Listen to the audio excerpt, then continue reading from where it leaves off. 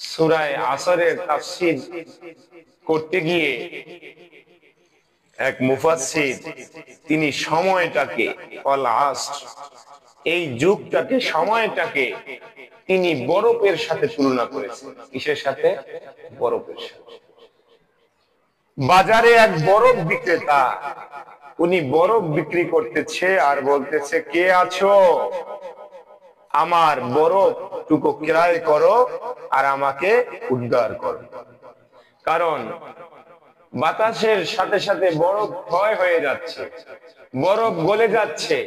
স্বাভাবিকভাবে আমরা দেখি, আমরা আইসক্রিম আছে না, আইসক্রিম আপনি যদি খান বা না খান, হাতে নিয়ে কিছু সময় অপেক্ষা করলে আস্তে আস্তে গলে আপনার আইসক্রিম ক্ষয় হয়ে যায় না? ঠিক ওই বরফ বিক্রেতার বরফ গুলো যেইভাবে ক্ষয় হয়ে যায়, আমাদের যে নির্ধারিত সময়টা, হায়াতটা, আস্তে আস্তে এই সময়টা ক্ষয় হয়ে যায়। কিন্তু আমাদের আমলের ঝুলিখানা, আমাদের আমলের যেটাকে আমরা আমলের পাত্র বলি, সেই আমলের পাত্রখানা কতটুকু ভর্তি করতে পেরেছি, এটা আমাদের আসলে বিবেচনার বিষয়, ঠিক কিনা বলে? এই জন্য আমাদেরকে ছোট্ট ছোট্ট আমল করে আমাদের আমলের ঝুলিখানা পরিপূর্ণ করতে হবে। কারণ আমাদের হায়াত আস্তে আস্তে ফুরিয়ে যাচ্ছে, আমাদের মৃত্যুর চিন্তা আমাদের থেকে দূরে সরে যাচ্ছে। কিন্তু আমরা হায়াত নামক যে নির্ধারিত দৌলত আমাদের আছে, সেগুলো ফুরিয়ে যায়।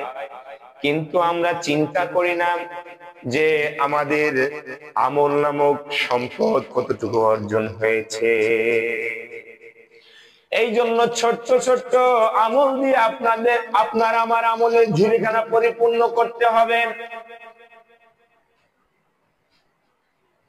আপনি আমি যদি সেই আমলের ঝুলিখানা শূন্য করে আল্লাহ পাক রব্বুল আলামিনের কাছে হাজির হয়ে যাই কিয়ামতের ময়দানে, আমাদের আপনার আমার কি উপায় হবে?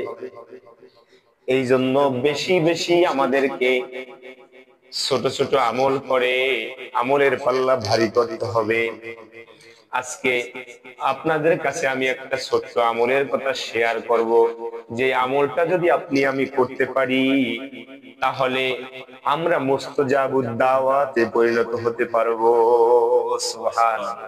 আমলটা কি জানতে চান সবাই?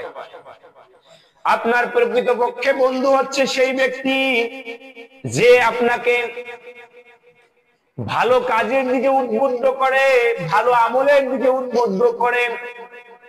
আপনার সেই ব্যক্তি প্রকৃত বন্ধু নয় যে আপনাকে পকেটের টাকা খরচ করিয়ে আপনাকে পূজায় নিয়ে যায়, তার পকেটের টাকা খরচ করিয়ে আপনাকে গান বাজনায় নিয়ে যায়, অথবা তার পকেটের টাকা খরচ করিয়ে আপনাকে মদের আড্ডায় নিয়ে যায়, তাস খেলায় নিয়ে যায়।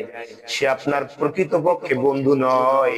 প্রকৃত বন্ধু হচ্ছে সেই ব্যক্তি যে আপনাকে আমলের প্রতি উদ্বুদ্ধ করে। তাহলে প্রকৃত বন্ধু চিনতে হলে আপনাকে খাঁটি বিবেক বিবেচনা করে আপনাকে চিনতে হবে যে আসলে প্রকৃত বন্ধু কি। ছোটবেলায় আমরা গল্প করেছি, গল্প পড়েছি, গল্প একজন আরেকজনের সাথে শেয়ার করেছি।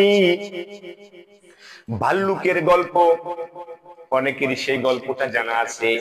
দুই বন্ধু ঘুরতে বের হয়েছে। দুই বন্ধু ঘুরতে বের হওয়ার পরে যখন হাঁটতে হাঁটতে বন জঙ্গলের কাছাকাছি চলে গেছে, তখন হঠাৎ জঙ্গল থেকে একটা ভাল্লুক চলে আসছে। কথা বলেন, কি চলে আসছে? কথা কি বুঝতেছেন আপনারা? তাহলে উত্তর দেন না কেন? কি চলে আসছে? ভাল্লুক চলে আসছে। প্রকৃত বন্ধুকে, যে বিপদের সময় আপনার পাশে থাকে, সেই হচ্ছে প্রকৃত বন্ধু। কারণ এই নেক আমলের কথা যে আপনাকে শিখিয়ে দেয়, উদ্বুদ্ধ করে, প্রকৃতপক্ষে আপনার আমার এই ছোটখাটো দুনিয়ার মুসিবত, এটা বড় আপনার কাছে ম্যাটার নয়। বড় ম্যাটার হচ্ছে কিয়ামতের ময়দানে কঠিন মুসিবতের সময় যে আমল আপনার নাজাতের জরিয়া হবে, সে আমলের প্রতি যে আপনাকে উদ্বুদ্ধ করে, সে হচ্ছে আপনার প্রকৃত বন্ধু। ঠিক কিনা বলে? তাহলে ওই বন্ধু, দুই বন্ধু হাঁটতেছে, জঙ্গল থেকে ভাল্লুক বের হয়ে আসছে। ভাল্লুক বের হয়ে আসার পরে জানি না এই ঘটনা কতটুকু সত্য কিনা, কিন্তু উদাহরণের সাথে বাস্তবতার অনেকটা মিল রয়েছে, যে আসলে এভাবে হলে প্রকৃত বন্ধুকে চেনা যায়। প্রকৃত বন্ধু চেনা একটা দাঁড়িপাল্লা, একটা মাধ্যম, একটা মাপকাঠি। ওই দুই বন্ধু যখন হাঁটতেছে, হঠাৎ এক ভাল্লুক চলে আসছে। এখন ওই ভাল্লুককে দেখে দুই বন্ধুর মধ্যে এক বন্ধু গাছে উঠতে জানে, আর এক বন্ধু গাছে উঠতে জানে না। যেই বন্ধু গাছে উঠতে জানে সে তৎনত লাফ মেরে গাছে উঠে গেছে, আর বন্ধু, অন্য এক বন্ধু, সে গাছে উঠতে পারে না। এখন সে কি করবে? কিন্তু তার অন্য একটা টেকনিক মনে পড়ে গেছে, সেটা হচ্ছে সে শিখছে যে ভাল্লুক মরা মানুষ খায় না, মরা মানুষ খায় না। এখন সে তার সেই পূর্বের অভিজ্ঞতাকে কাজে লাগিয়ে মাটিতে শুয়ে গেছে। সে নিজের শ্বাস নিঃশ্বাস বন্ধ করে ফেলেছে, কারণ শ্বাস নিঃশ্বাস আর নিস্তু নাউমুল মাউত, ঘুম হচ্ছে মৃত্যুর অর্ধেক। কারণ ঘুমের মানুষ শ্বাস করে আর মৃত্যুর মানুষ শ্বাস করে না। ঘুমের মানুষ আর মরা মানুষের মধ্যে পার্থক্য হচ্ছে, ডিস্টেন্স হচ্ছে, ঘুমের মানুষ শ্বাস নিঃশ্বাস করে আর মরা মানুষ শ্বাস নিঃশ্বাস করে না। এখন ওই লোকটা যখন শ্বাস নিঃশ্বাস বন্ধ করে ফেলেছে, এখন সে তো অল্প সময়ের জন্য হলেও মরা মানুষের পরিণত হয়েছে, ঠিক কিনা বলেন? এখন ভাল্লুক চলে আসছে, এসে ভাল্লুক তার নাক দিয়ে শুকতেছে ওই মানুষটার শরীরে।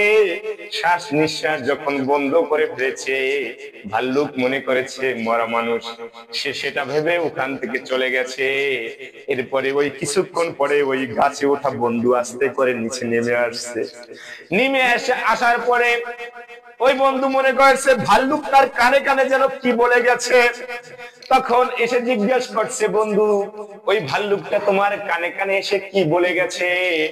এখন ওই যেই বন্ধু মাটিতে শুয়েছিল, বুদ্ধিমান বন্ধু, সাথে সাথে টেকনিক করে উত্তর দিল, বন্ধু, ভাল্লুক আমার কানে কানে বলে গেছে যে প্রকৃত বন্ধু সে যে বিপদের সময় তোমাকে ছেড়ে যাবে না, আর সে প্রকৃত বন্ধু নয় যে বিপদের সময় তোমাকে ছেড়ে চলে যায়।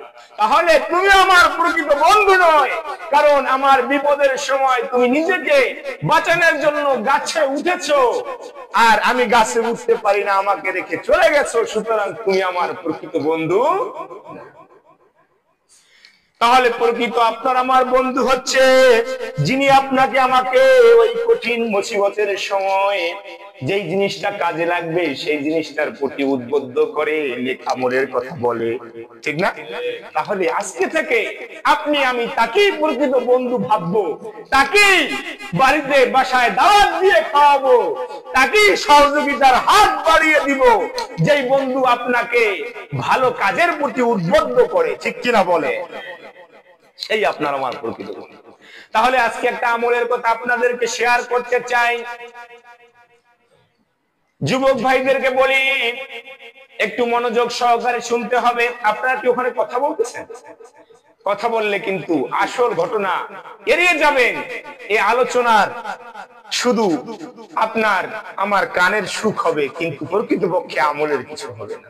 এই জন্য মনোযোগ দিয়ে শুনতে হবে। সম্মানিত ভাইরা আমার, মুরব্বী বাবাজিরা আমার, আপনাদের কাছে আজকে একটা আমলের কথা শেয়ার করতে চাই, যে আমলটা যদি আমরা প্রতিনিয়ত করতে থাকি তাহলে আমরা এক সময় মুস্তাজাবুদ দাওয়াতে পরিণত হব। মুস্তাজাবুদ দাওয়াত কি? যেই ব্যক্তি হাত উত্তোলন করে দোয়া করার অপেক্ষা, শুধু সাথে সাথে দোয়া কবুল হয়ে যায়, সেই ব্যক্তিতে পরিণত হয়ে যাবে যদি কেউ প্রতিনিয়ত এই আমলটা করতে পারে। আমলটা শিখতে কি আমরা রাজি আছি কিনা? রাজি আছি সবাই ইনশাআল্লাহ? জোরে বলে ইনশাআল্লাহ। সেই আমলটা হচ্ছে ইস্তিগফারের আমল, আস্তাগফিরুল্লাহ।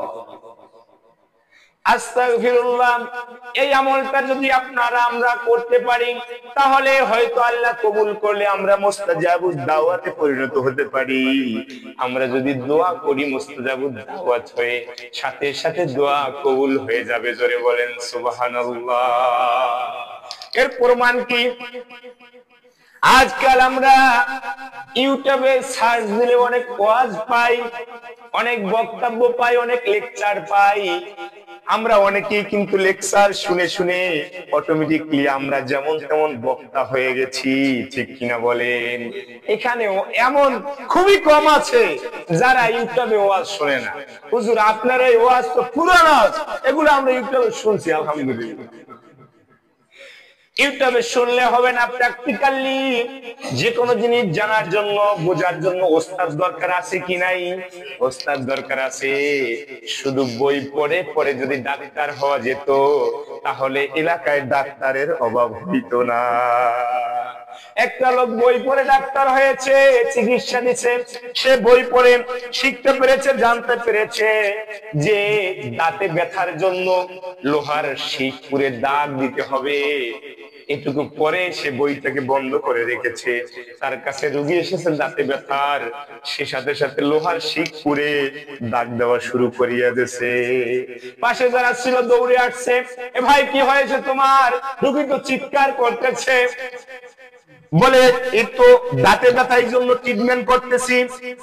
বলে তুমি এই ট্রিটমেন্ট কোথায় পাইছো? আমাকে কি বোকা পাইছো? আমি বই পড়ে পড়ে শিখেছি ট্রিটমেন্ট। বলে তোমার বই কোথায়, বের করো। বই বের করছে, বের করে দেখে সত্যি লেখা আছে দাঁতে ব্যথার জন্য লোহার শিক পুরে দাগ দিতে হবে। লোহার শিক পুরে দাগ দিতে হবে। আগে আমাদের এই অঞ্চলে বিভিন্ন জায়গায় ওই যে গোয়াল বলে, যারা গরু দাগায় নাকি বলে দাঁতে, তাদেরকে গোয়াল বলা হয়। তারা আসতো রাস্তা রাস্তায় দাগ দিত।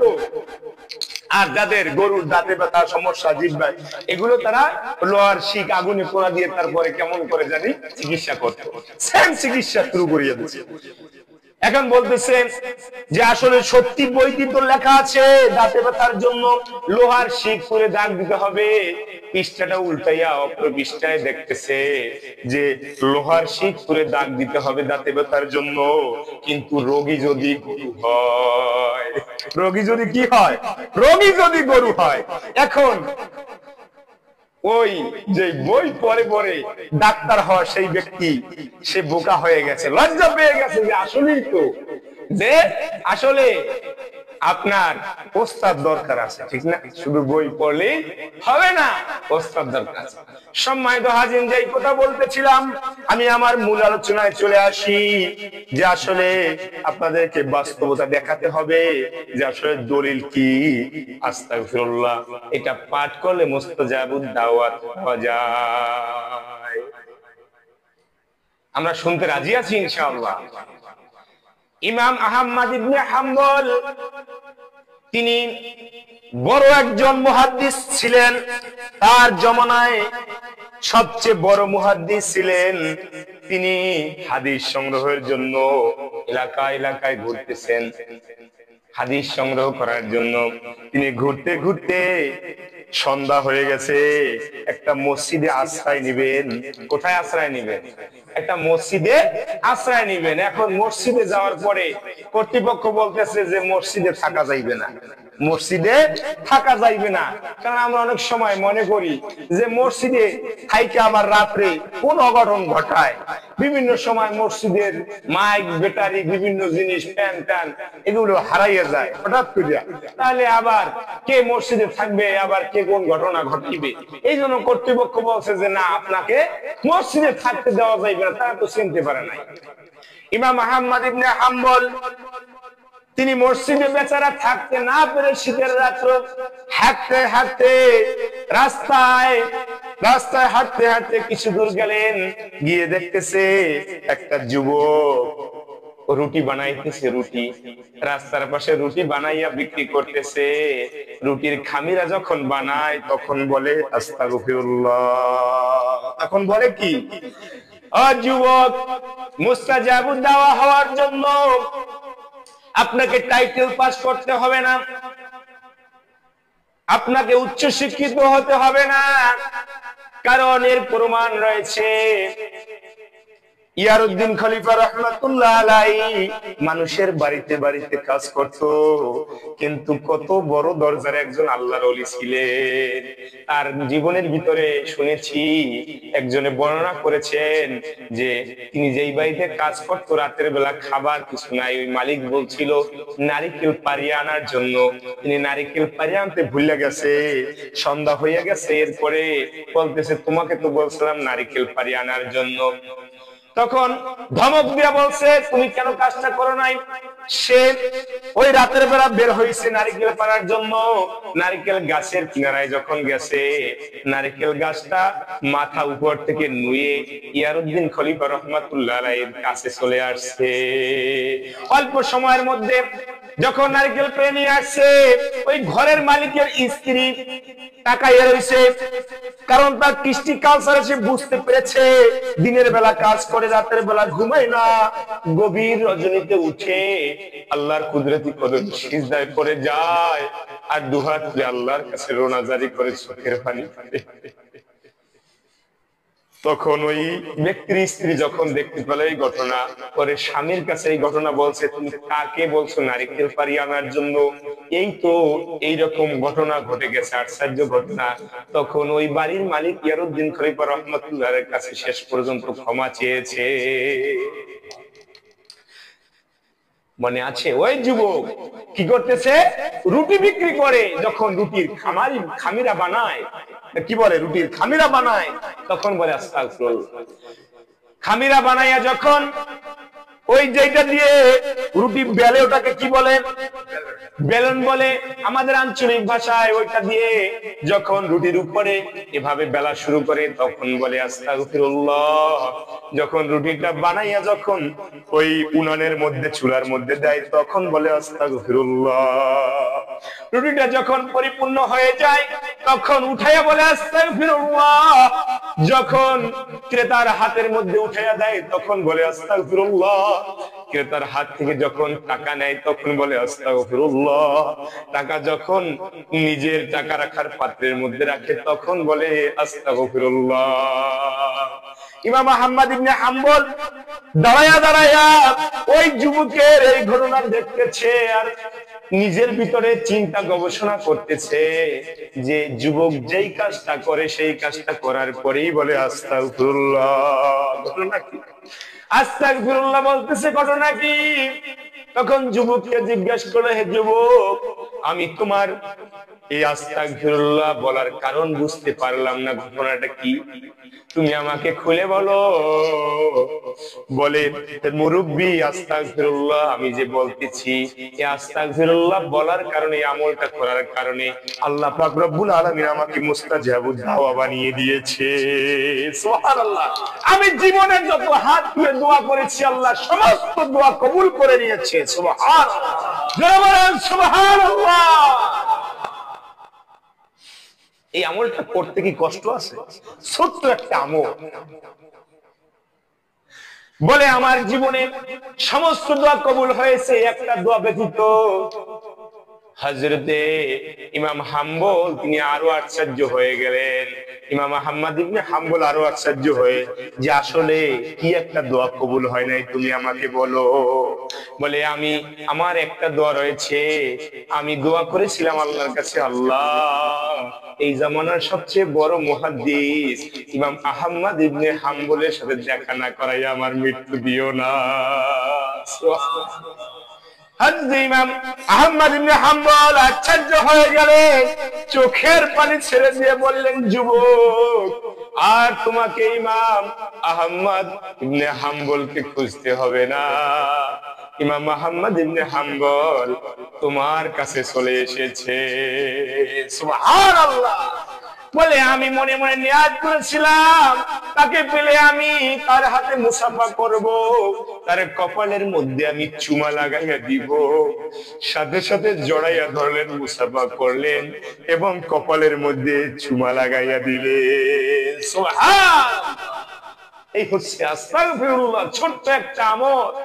ইনশাআল্লাহ আজকে থেকে আমরা নিয়াত করব আল্লাহ পাক রব্বুল আলামিন আমাদেরকে যদি তৌফিক এনায়েত করে আমরা এই ছোট্ট আমলটি আজকে থেকে করার চেষ্টা করব ইনশাআল্লাহ। শুধু তাই নয়, আমরা করব এটা নয়, আমরা এই আমল থেকে আমাদের মা বোনদেরকে বঞ্চিত করব না, তাদেরকেও আমরা আজকে বাড়িতে গিয়ে আপনাদের কাছে করজোর অনুরোধ, যারা আমরা বিবাহ করেছি তারা আমরা আমাদের বাড়িতে গিয়ে স্ত্রীদেরকে শিখিয়ে দিব, আমাদের মা জীবিত আছে মাকে শিখিয়ে দিব, আমাদের বোন জীবিত আছে, আমাদের অনেকের কন্যা আছে তাদেরকে শিখিয়ে দিব ইনশাআল্লাহ। আল্লাহ পাক রব্বুল আলামিন আজকে থেকে এই ছোট্ট আমলটি করে আমাদেরকে মুস্তাজাবু দাওয়া হওয়ার তৌফিক নায়েত করেন, আমিন।